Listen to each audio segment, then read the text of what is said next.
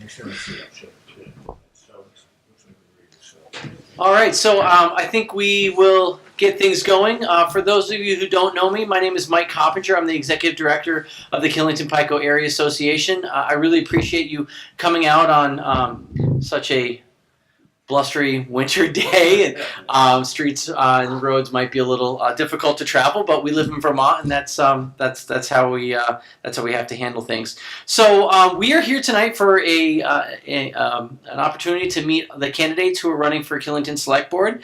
I have prepared a number of questions, and I have to give a thank you to Polly at the Mountain Times that helped me prepare some of these questions. So we have a number of questions that we're going to ask the candidates, and then we will also field some questions from you in the audience. The one caveat that I'm putting on the questions that will come from the audience, and I'll remind you of this when it comes to that point in the program, is the questions for the candidates have to pertain to both candidates. It can't be just aimed at one candidate or the other. We want to have questions that both candidates can answer. So as I said, we have a number of questions. We're going to give the candidates an opportunity to tell you a little bit about themselves and why they are running. And then the only other thing before we get to that, I wanted to point out this beautiful poster that was dropped off here at our office. There's an informational meeting prior to town meeting that will be taking place, and before the informational meeting, there is a pasta dinner at the Killington Elementary School at 6 o'clock. So bring your appetite and fill up on some pasta at 6 o'clock at the school. So I wanted to make everybody aware of that. And that's, again, the Monday, March 4th, prior to town meeting. So we're going to get started and hopefully get everybody out of here in about an hour or so. So I'm going to allow ladies first. I hope that is okay. Our first candidate, Patty McGrath, give her an opportunity to introduce herself and tell you a little bit about why she's running. Hi, and thank you for coming this evening. I've served as a select board person for 6 years now. I've really enjoyed it. I've enjoyed trying to help the town move forward in many different ways. At the time when I first came in, there seemed to be a lot of contention, and simply because we had a lot of issues and money from different sources, and people had a lot of varying views about what they wanted. And one of my goals at that time was to bring down the tone, because we need to have balance. We need to look at things with open eyes and consider everything, and consider all the different people around in town. I would like to continue this. I see that we're really moving forward, particularly this year, and I'd love to be able to have the chance to follow through and continue to serve for 3 more years. Thank you. All right, Patty, thank you very much. And next, I would like to welcome Charles Chuck Claffey to give his opening statement. Thanks. Hi, my name is Chuck Claffey. To let you know a little bit about myself, for those of you who don't know me, I've been a homeowner here since 2001. In 2015, I moved up with my wife and 2 boys full-time. Both my kids currently attend Killington Elementary School. We really love living here in Killington. I think it's a great place to live. I hope to live here the rest of my life. As far as why I'm running, I want to do my part for the town and try to continue to make it a great place to live for me and everybody else who chooses to live here. As far as my platform goes, my major goals for the town are to get its finances in order. We need to build up a reserve fund so that we're no longer warned by banks when we go to take out loans. I'm also a big believer that the town should not be in the business of speculation. We speculated on the golf course a while ago, and we now have that situation we're in right now. We attempted to speculate on the price of electricity this summer by installing solar panels. Fortunately, in my opinion, that did not pass. The town should be focused on maintaining its infrastructure, its roads, its schools, its facilities. This will hopefully make the town a good place for people who want to do business and a great place to live. Thank you. Wonderful.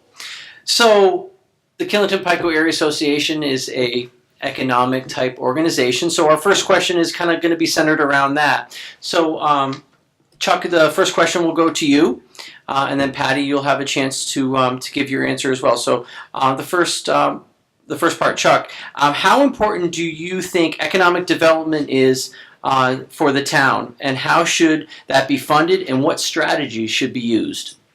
I feel economic development is very important for the town to continue to thrive. I feel that funding should come from the private sector for this.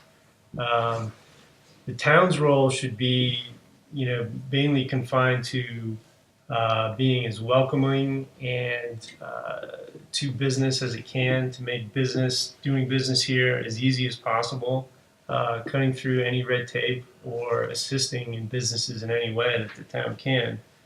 But from a non-monetary standpoint, and the town should be focused on providing, first-class infrastructure, roads, schools, public safety building, which I know is a future question, and things like that to be inviting to business.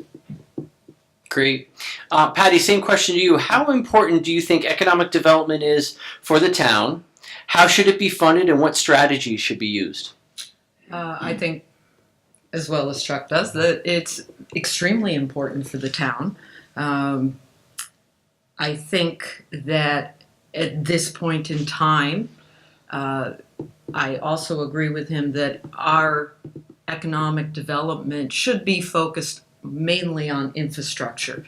We spent many years with an option tax, the sales tax, which funded an EDT, which actually was the start of what we have here now and doing different things. And then a couple of years we voted to end the sales portion of that because Killington wanted to move with its own development. And the townspeople decided to go with that. And in many ways, I think that worked out really well. The town still continues to be involved in economic development. Both the rec board director and our town manager sit on the board, as well as one select person, which is myself, to continue to support the community, to be aware of the needs of the different things so that businesses can thrive. We no longer provide any direct financial benefit for that. There was a time where we did, and I think that time has passed, and because a lot of it had to do with the fact that the options tax was coming from the economy and therefore being put back into the economy. And without having that sales tax, I don't think the town should really be investing in too many direct events or other things, but we certainly should be working with the townspeople, the library, the KPAA, the resort, to help continue any of the things that we've already started. All right. So the next question will go to Patty, and probably one of the most important things that the select board does is have a direct hand in pulling together the budget, the operating budget for the town. So this next question is centered around that. Will you be voting for or against the proposed general fund operating budget? Please explain why or why not. I'll definitely be voting for the general budget. We worked very hard on this budget, and there's been a progression over the years to try to create the budget so that it is something that is understandable, digestible for people, so that they know what we're spending our money on and what we plan to do in the future.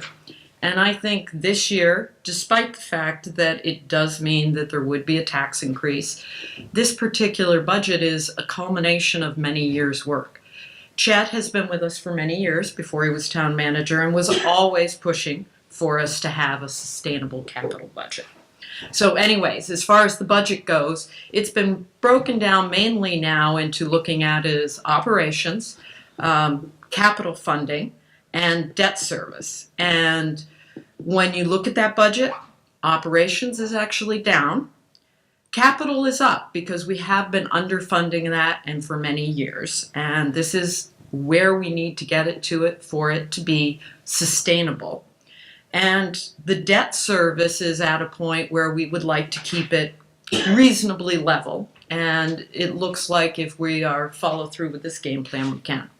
And I think it is a good budget. It prepares for the future and prepares for the different things we need.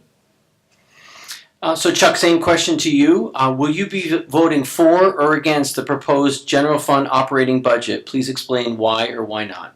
I will be voting for the budget. I feel it's beginning to put the town on a path to sounder finances by addressing its capital needs and upping the reserve fund. Those are the two major things why I'm voting yes. Great. So our next question, Chuck, you're going to start out with this question. So, in relation to the municipal tax rate, in relation to the municipal tax rate, what are the most important things? That it be sustainable, that it be as low as possible, that the town properly fund capital needs, that the town invest in growth initiatives, or something other than that? I believe the most important thing as far as the tax rate goes is the proper funding of capital needs. I think by taking care of that, you address some of the other items listed. By properly budgeting for your capital, you hopefully will at some point get to a stabilized tax rate. I also think that that's just going to get our finances in shape, and it's the proper thing to do, and that will drive just other good things for the town. So Patty, same question to you. In relation to the municipal tax rate, what do you feel is the most important thing? That it be stabilized, that it be as low as possible, that the town properly fund capital needs, that the town invest in growth initiatives, or something else? Definitely funding capital at this point in time is the highest priority. Any of those things are very important overall, but timing is often set at what is going on in the world, what's going on in the town, what's going on in the economy. And there was a time where keeping the tax rate low was the most important thing. I think that created many challenges, and that includes underfunding capital. And I totally agree with Chuck that by funding the capital and by planning well, it will give us a stable tax rate. That gives us, the residents, the businesses, the ability to plan ahead in their own investment. So when it comes down to investing in growth, those other three of funding capital, being stable, and keeping the tax rate reasonably low as it can be, actually in itself allows investment and growth in the private sector. Great. So the next question, Patty, you'll start off. There are a number of bond articles that will be on this year's town meeting day warning. Mm-hmm. And the one that we picked out to ask you about, to ask both of you about, is the public safety building. Where do you stand on the public safety building?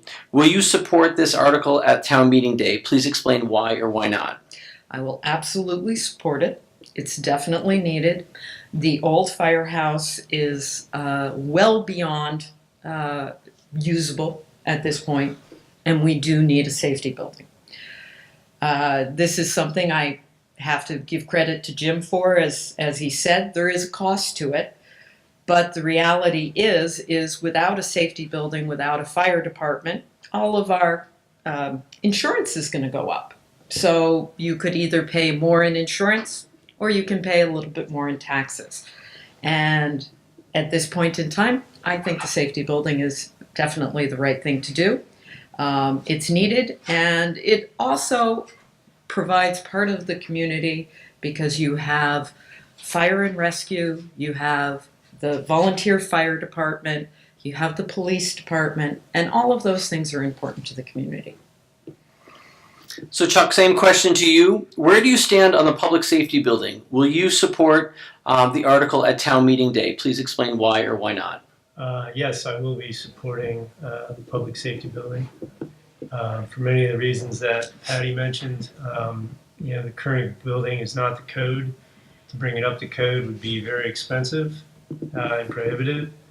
We need a public safety building. If you don't have a public safety building, like Patty mentioned, your home insurance is going to go up. I think the final thing is I could certainly see not having a active fire department in town being a business deterrent and a reason for someone not to start a business here. So to me, that would be yet another reason why to have a public safety building, why we need one. Great.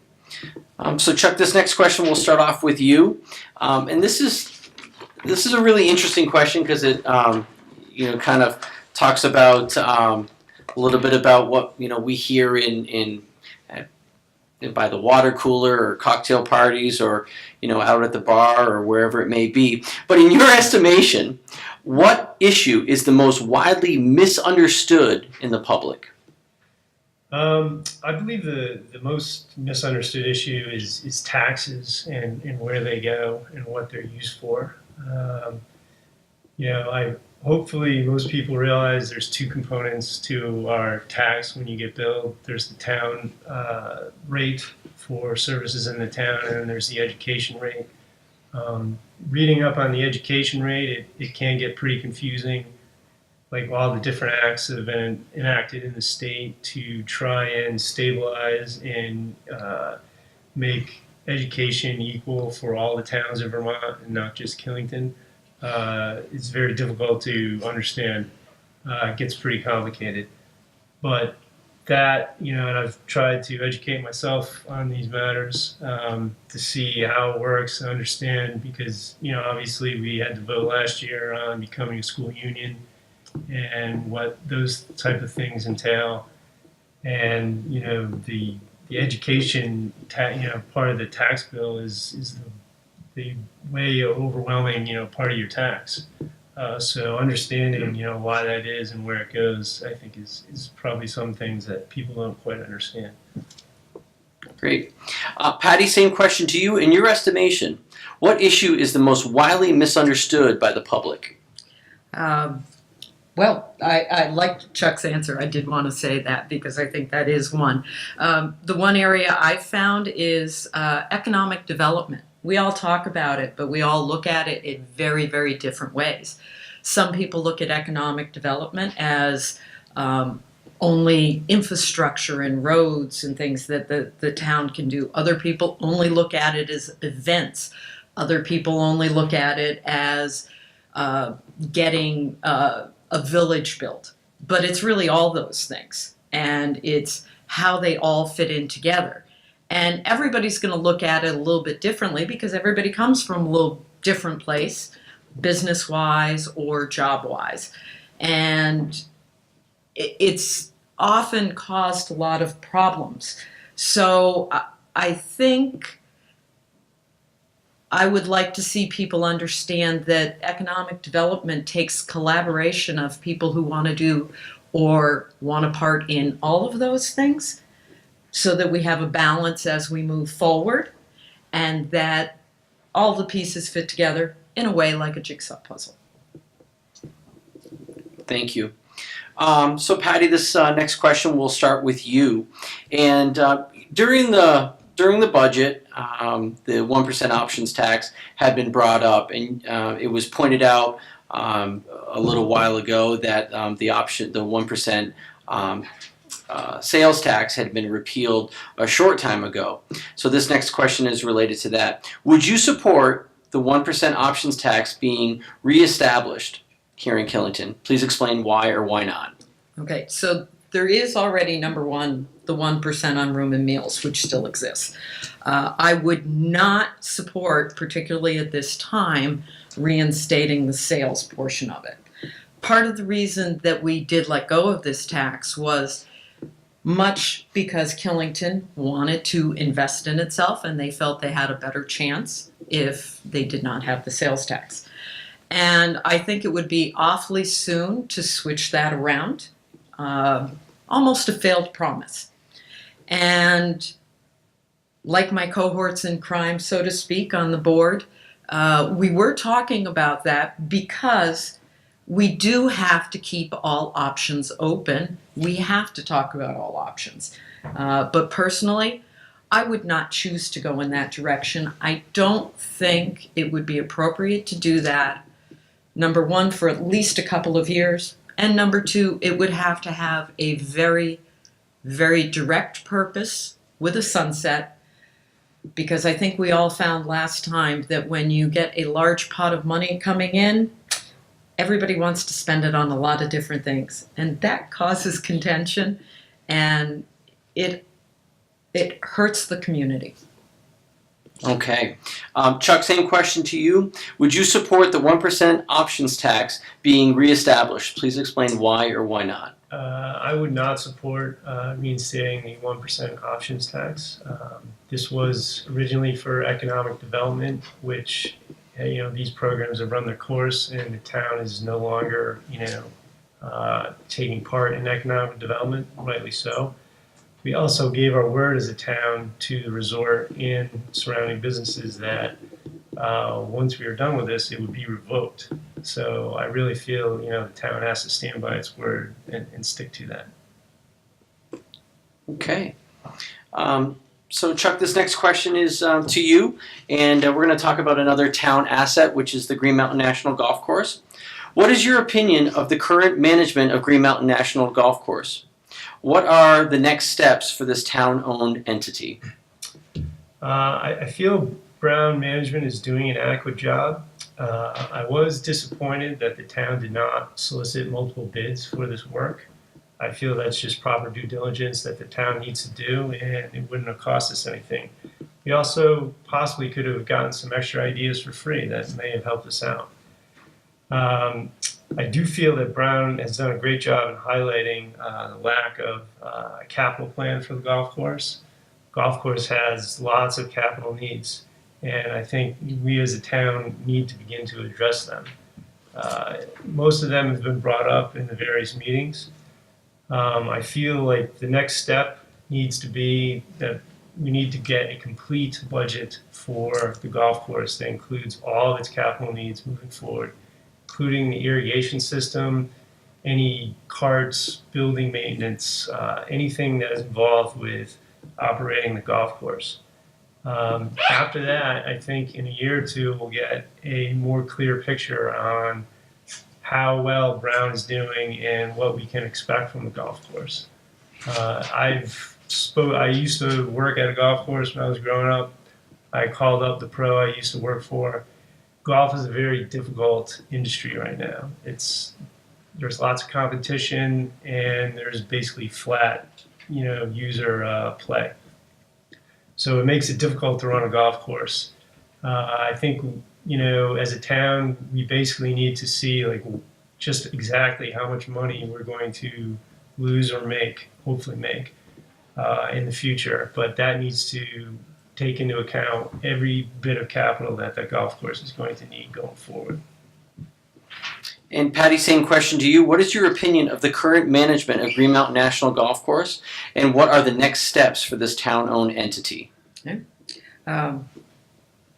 I liked the word that Chuck used. They've done a very adequate job for the first year, coming in particularly very under the wire and a short period of time to sort of jump in and get prepared. I very much like the way that they have gotten the financial house in order. I think that was an area that was a bit lax previously, and by doing that, this will allow for what Chuck would like to see, which is a better capital plan. For me in particular, what I liked about Brown is that it brought in new ideas about marketing. Golf, when we first voted in the golf course, which I wasn't here, I think it was like the year before I was here, was a growth industry. And the entire business plan was set up on a growth industry. And once something is no longer a growth industry, it becomes very challenging. So I really look forward to see some of the marketing and their online sales and things like that. I think that is going to, coming from the other side, going to help the income on it, which is going to help on the other parts of it. So I look forward to giving them another year or two and seeing where we're at on that. So I'm just going to ask a follow-up to the both of you, and Patty, you just kind of touched upon it there, but it's two follow-ups that can be answered with a yes or a no. Neither one of you want to upset the apple cart or change the management style as it sits right now. Yes, I think we should continue with Brown in its current capacity. Patty? We should also continue. I think whenever you change something, you have to give it a chance to be able to settle in and grow and do the things. Okay. Any business you've seen here would be the same. Perfect. Thank you very much. And the next question is a bit of a curveball, but it is something that has been in the news in Montpelier and statewide over the last year. Marijuana has become legal in the state of Vermont. Marijuana could be legal for retail sales within your term, either one of your terms, depending on who's elected, at Select Board. Do you support retail shops in Killington, or would you push to restrict them as many other towns in our region have vowed? And Patty, that's going to start with you. I would have to say, I looked at that, I thought at it, and I really would not be able to make that decision unless something was presented and moved forward on it. Because I think when the state goes to pass something like that, they are obviously going to put restrictions and regulations in, and those restrictions and regulations and that framework makes all the difference in the world. So it's kind of a bridge you cross when you get there. Okay. Chuck, same question to you. Marijuana could become legal for retail sales within your term as a select board member. Would you support retail shops here in Killington, or would you push to restrict them as many other towns in our region have vowed? Well, I would think that we would need to first and foremost uphold the laws of Vermont, whatever they be at that time, and how they're written. If the townspeople felt that we needed more restrictions, I think something should be put on the ballot and voted on. One thing I do feel strongly about is that we should not have any of this activity near our schools or the library or the pool or any sort of public town space. And that I would, if it was not prevented to put on the ballot, I would, raise it myself. Okay. And the last of our prepared questions is kind of a big picture question. And Chuck, it'll start off with you. What does the word community mean to you? And what do you feel is the best way to build a stronger community? Community to me is people looking out for each other. I think in a small town like Killington, the sense of community is a lot stronger than larger towns. And I think that makes this place a great place to live. Things that help community are, the great facilities we have, like our library and all the events that they put out, like the concert series. Those are great community builders. The 4th of July picnic, the firehouse, making all the food and raising money, I think is a great community builder. I think clubs like the Active Seniors are great at building community. I think in general, we have a great community. I hope we keep it going. And Patty, same question to you. What does the word community mean to you? And what do you feel is the best way to build a stronger community? Community to me means working together and supporting each other, both socially and economically. So that kind of touches on what Chuck had said with having things such as the library, such as the recreation department, such as the schools, but also such as the KPAA. We saw an amazing amount of community in 2011 with Irene. Everybody stepping up, everybody putting aside their differences, everybody doing what they can, and that is, to me, the ideal of community. Continuing it means, to me, the most is seeing the big picture about the balance between the different parts of the community. We're all in different stages of life, which means that we all have different needs.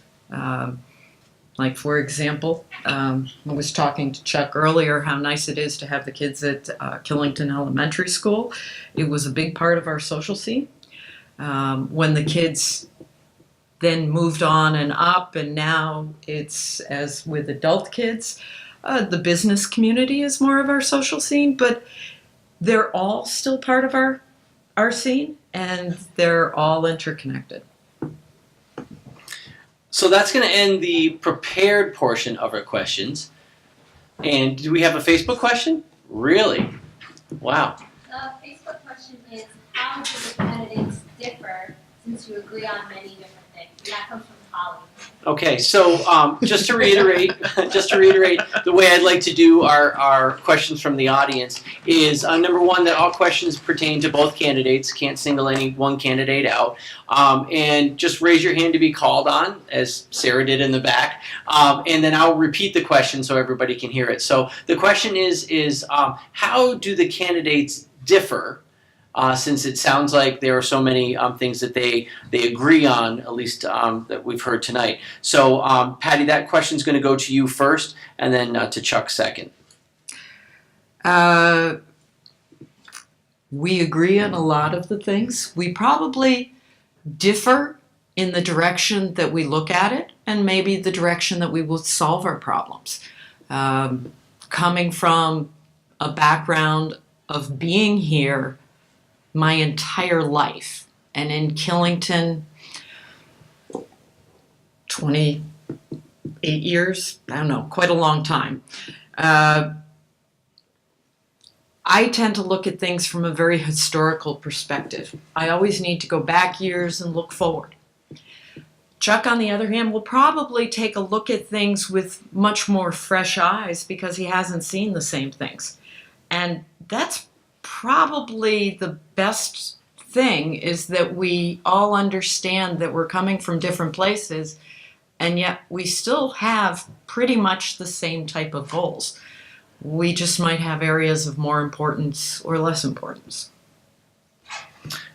Chuck, same question to you. What areas do you feel that you differ with Patty?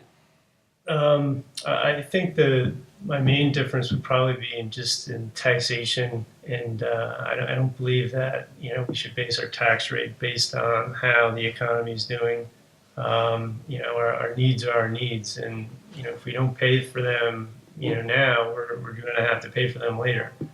And I would say that would be my one major difference.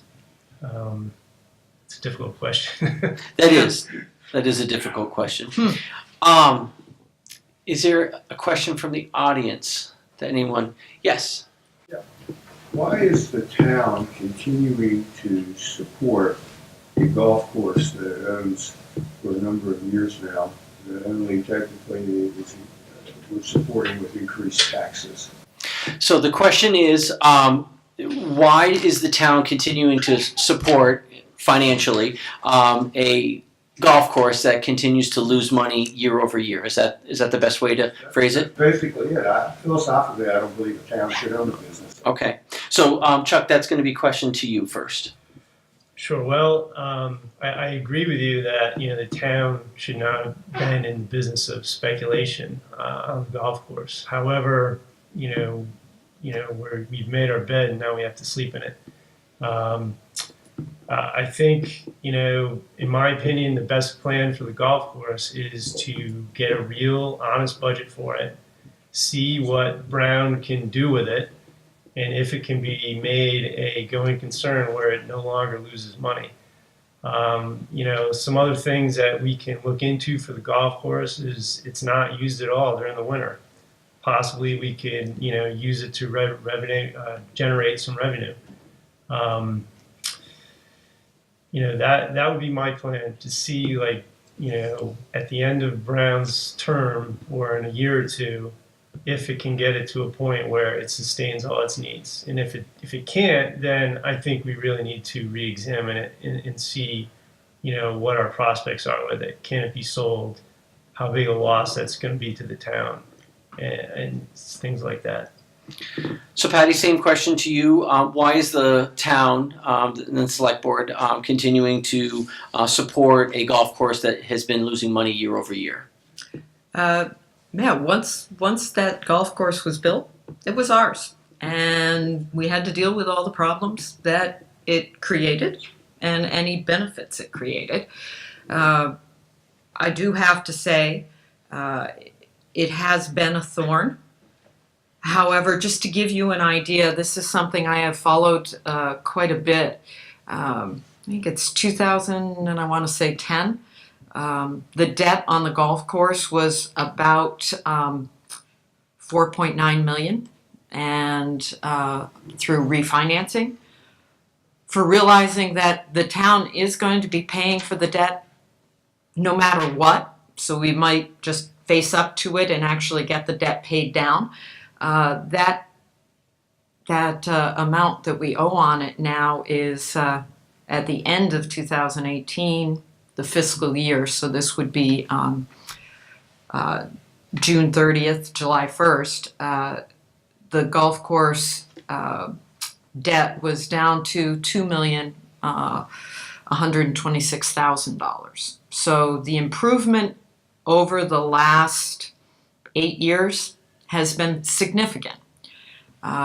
This, starting with Brown, I think this is a step in the right direction, looking for something new to try to get it where it should be so that it can be more of an asset for the town.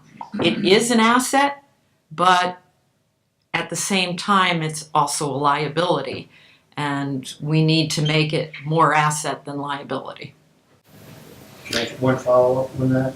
Sure. I believe the cost for this irrigation system is somewhere on the ballot.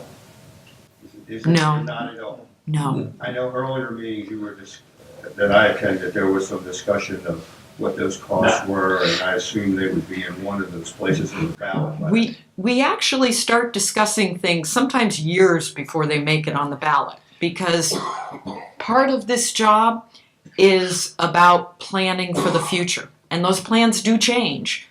But planning for the future really is, what do we see 2, 3, 5, 10 years down the road? And what are things that are going to be more? Yeah. So there on this particular ballot coming up in March. There is no article dealing with the the golf course or water system. Yeah. So since we allowed Patty to So- answer a question that really wasn't right, and how she talked about, can we hear Chuck? Yeah, well, oh, yeah. On the irrigation, Yeah. Do you have any follow up on that? well, it's not on the ballot and it's not being addressed. And it's kind of, what I was alluding to, where, the golf course needs a real honest budget that includes everything going forward. That's the only way, you as townspeople will know, is the golf course making or losing money, and how much money is it making or losing? Okay. Good. Anyone else with a question? Yes. So you both talk about infrastructure. What are your top 3 main priorities in the big picture of the infrastructure as to what you want to address in the next 3 years? So the question is regarding infrastructure, and what would your top 3 priorities be for infrastructure in your time as a select person, your 3-year term? And that's going to start out with Patty. The large asset infrastructure that we're most dealing with right now is the public safety building. The regular infrastructure definitely would be the roads. They are not in good shape, and there is a plan in progress to move forward with those. And that's one of the reasons that the capital has increased so greatly. It brings it to a sustainable level. Unfortunately, okay, even though it would bring the capital to the sustainable level, we also have to realize that it's sustainable if the roads were in good shape starting today, but they're not. So although it pays for sustainability, it does not pay for the catch-up. And that is going to be the work for the next 3 years, is the catching up on roads that deteriorated faster than we thought they were going to, roads that we didn't get to in time, and what's the best way, best way to do that, and still keep our economic picture where it should be. So just to follow up on that, you said the public safety building was 1, roads 2, and I believe the question was your top 3. Do you want to throw a third in there? Culverts. Everyone's favorite topic, culverts. Okay. Culverts. Okay. Culverts and bridges. Okay. Chuck, same question to you. What would your top 3 priorities be for infrastructure in your 3 years? My top one would be roads. I believe we have 2 roads that are currently failing. So obviously those need to be brought up to snuff. The public safety building is another thing that needs to be addressed. And my third one would, I don't know if it's infrastructure, I guess we would call it financial infrastructure. We need to get the town's reserves up to a point that, the banks are happy with, and that, God forbid we get another Irene-like incident, the town's prepared to deal with something like that. So I'm actually going to take that, and Chuck, I'm going to let you finish a little bit more. Why is that so important for the town to build up its reserves? It's been brought up by the both of you in this. Why is that important? And Chuck, I'm going to allow you to start with that. Well, for one thing, it saves us money as townspeople. We're often forced to take out bridge loans and bonds to meet, various funding needs, and that costs townspeople interest. The second reason is, it's a rainy day fund. In case, anything unforeseen happens to the town, or something blows up, or who knows what. If we don't have any money, we're going to have trouble paying for it. And the more we let our finances go, the more the town is at risk to some unforeseen event where we won't be able to pay for it. And if we continue to let our finances and reserves languish, at some point, the banks will no longer want to, or lend us money, or let us issue bonds, and we'll be forced to make much more difficult choices. Patty, same question to you. Why is it important for the town to build up its reserves? It's definitely important because, as Chuck said, the banks are going to be unwilling to support our loans if we do not have the appropriate financial backup in it. One of the things that the auditor has been pushing for many years is to have 3 months' worth of expenses basically in hand. And what this would hopefully do is eliminate much of the borrowing that we have to do.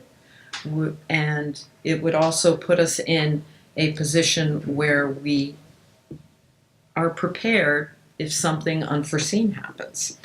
Because if we're not, it makes it, again, as Chuck said, much more challenging. You have to make much more difficult decisions when you do that. And that is really the important thing. As the auditor said, you have to have that backup, and you have to have a good capital plan. And both of those things will provide the cushion needed that will give us a lot more stability and at the same time better infrastructure. Thank you both. Jim? A follow-up on that, so, and start off a little bit earlier, whatever. A lot of people, and I've been on that side of the table, so you're up for election, you're saying you got your goals, you got your platform. A lot of people then, when they get put onto boards, seem to change. Maybe they don't stick to theirs. So based on what was just asked about the financials or whatever, how strong are both of you that when you have information in front of you from like, say, an auditor telling you that you need to make these changes, and something like it's going to increase your tax rate, will you stick to it, or are you willing to cave in because of the tax rate? So it's about making tough decisions, okay? And even though it can impact you financially, it can impact your neighbor, it can impact your business financially, are you still willing to take the advice that's being given to you by professionals? Are you willing to stick to those Which I believe things? both have said that, Mhm. you know, this is their platform. Okay. So do you both feel you understand the question well enough? Okay. Sort of. Okay, sort of. Okay. So Patty, we'll start out with you on an answer on that about making tough decisions, maybe experience that you've had making tough decisions in the face of adversity. Well, you always have to make tough decisions, and one of the things you always have to consider is that tough decision means you have to put forth a budget, and that budget needs to pass. So you are in the position of doing what you would like to see done and doing what the town people are willing to accept. And sometimes you have to find that compromise right there. Would you like to push every time and just say, oh, okay, we're just going to do this now, we'll get it over with? Absolutely. There was, years ago where a suggestion was made right as Irene happened that we should start raising the tax rate 2% or 2 cents to cover it. I supported that, but a lot of people didn't, and the budget probably wouldn't have passed. So I think one has to find the balance between the two things that people want you to get done and that people are willing to pay for, because it's the town people who approve it in the end. Chuck, making tough decisions, facing adversity, financially impacting you, your neighbors. How would you handle that?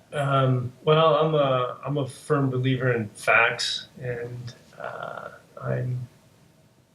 I have strong convictions. Once I've based them on the facts that are presented to me, and what I would do, if I were elected, I would present all the facts that were available to the townspeople and explain to them why I'm making, a particular decision to move, in a particular direction, and back it up with facts, and then it's up to the townspeople to vote on it, and whether or not they vote on it, will determine, the direction we have to go after that. And if whatever I choose was voted down by the townspeople, then we would have to come up with, and I and the board would have to come up with another direction and hopefully make everything work. Great. Is there another question from the audience by chance? Yeah. Yes. Is the town doing enough to collect the delinquencies? Delinquent taxes? I don't think that's a good question for somebody that's not on the board. Yeah, I believe I could tell you about that, but I'm not sure if that's something that he. I was there for that meeting, so I heard it. Do you feel you have enough info on that one? Okay. So we're gonna bypass that question. It was regarding delinquent taxes, but we're gonna bypass that one right now. I think you got your answers from another select board member. Okay. Anybody else that might have a question?